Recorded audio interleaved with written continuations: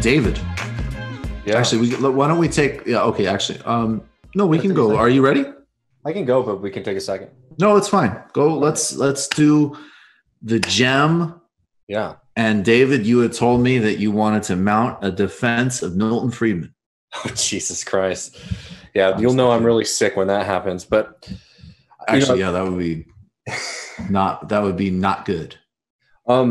Yeah, there's a few stories that I wanted to cover very briefly and then really focus on what's going on in Iran right now.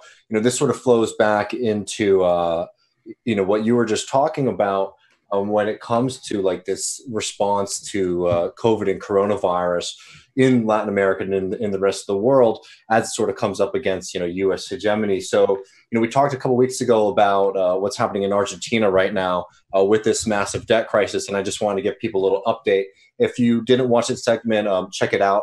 I think it was called, Capitalists Are Holding Argentina Hostage. And I sort of broke down the relationship between the debt holders and the Argentinian government, which is right now is fighting to be able to provide the basic kind of human relief that you need in a crisis like this.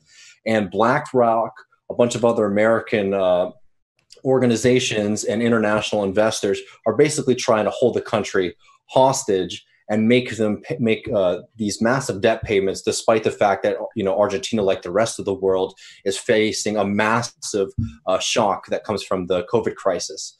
So just very recently, the foreign minister of Argentina rejected BlackRock's and these other investors' counteroffer.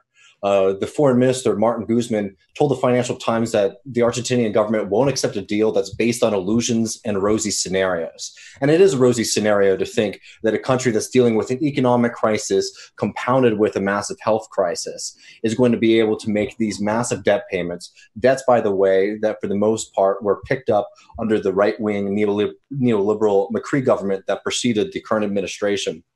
So, BlackRock, Fidelity, T. Rowe Price are refusing to budge, and the foreign minister, the finance minister of Argentina, has said that they are prepared to default on this debt, which would be, there's a lot of consequences that come with it. But basically, they're drawing a line in the sand and saying that they're not going to be pushed around to placate a bunch of wealthy investors in the global north, while they have this massive responsibility to be taking care of their people. So we'll see what happens. Watch out if you're reading in like major American publications. This is definitely the time where these organizations, they start to go on the offensive, right? And you're going to see a lot of stories about the mismanagement of Argentina and the lack of experience of the finance minister, right? They're playing offensive because they know this is a kind of PR game now. So definitely be watching that. And as of right now, they have until May 22nd until they're officially in default. So I'll be sure to keep everyone up to date with this because it's an important story, and it's sort of an example in front of our eyes right now of how this global financial system works to keep countries in line. And that ties into this other story that I really wanted to focus on because it's a massive humanitarian crisis, and that's what's happening in Iran right now. So Iran's been hit very hard with the coronavirus pandemic. It came to the country very early. And even before COVID reached Iran, they were suffering under these horrific American sanctions on the country, not only financially and economically, but their medical system was buckling under the pressure because the United States was basically making it very difficult to get medicines into the country.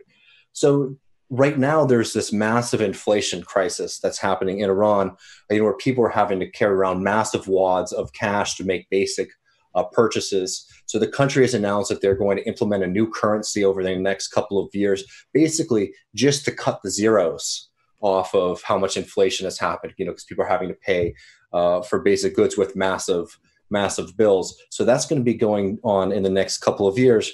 But that also doesn't create a lot of confidence in the cash system in Iran.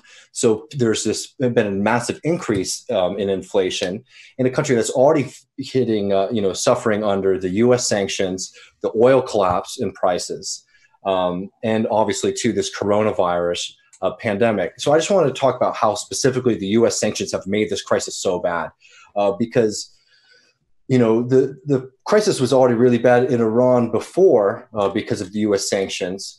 But when we're talking about a moment right now where the government needs to be able to take extraordinary action to protect people, and you're operating in such a strange environment, right, where you're having, telling people to stay at home, not go into work, right, you need to be able to provide basic services. But Iran has basically been tapped out before this crisis even began financially. So to understand what the U.S. sanctions essentially have meant is that Iran is cut off from the dollar economy, the U.S. dollar economy, which is the dominant economy in the world.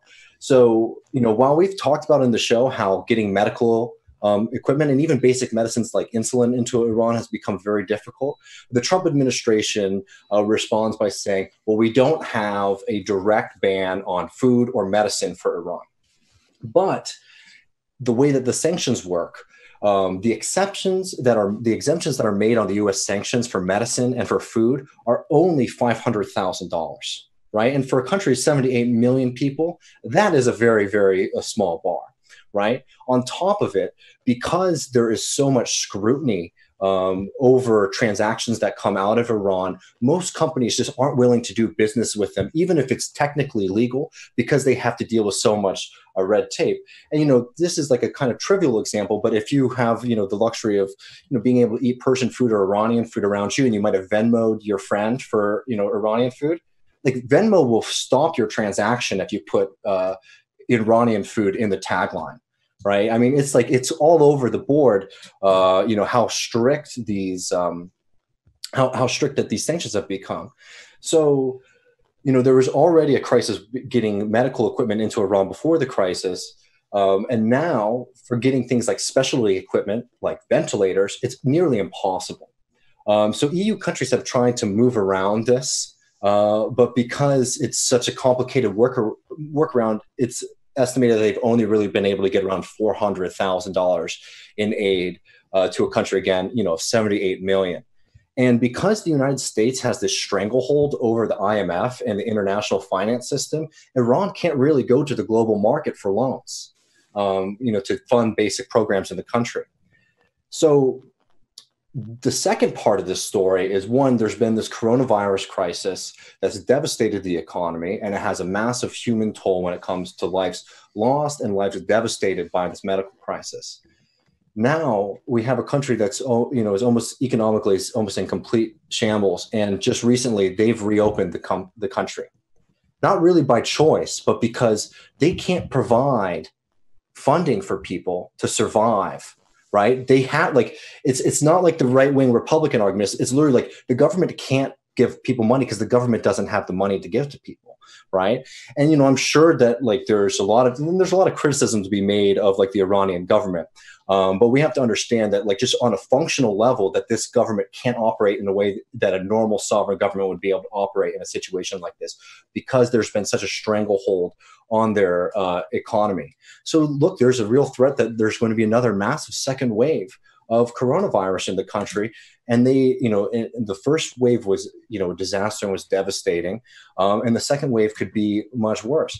To just give you an understanding of how serious the crisis has been, the Iranian government has gone on a flash sale of its assets. So just recently, they sold 10% of the shares of their state-run holding company, just trying to garner a little bit of income. It's unbelievable on a human level that the United States has not lifted the sanctions, that they've maintained this cruel and callous sanctions regime on a country in a time where we really should have the world coming together. Now, obviously, the United States has failed by that measure across the board when you're talking about them snagging, ventilators from other countries. But, it's something that we need to be aware of, because the inflation has gotten so bad in the country. They're basically telling people to buy in as many assets as possible, because, if you hold money in your bank account, it just might be worthless the next day, as much as they're trying to push back against it. Look, the coronavirus is something that, requires a human solidarity. And as long as we live in a system of American imperialism, that just seems like it's a bar that, it's a hurdle that's too high to jump. So, completely, we need to have solidarity with Iran and being vocal and pushing this story to people, because obviously there's so much going on in the world that it's hard to garner the support and the attention to this. But this is another human-made crisis, and in Iran. And this is a human-made crisis that is driven by American hatred and imperialism, and it's our responsibility to do as much as we can to fight it and to squash it. You just watched a Michael Brooks Show video. Subscribe to get them all. Why wouldn't you? Don't be foolish. Click subscribe below and become a patron as well. Patreon.com/TMBS. Thanks, everybody.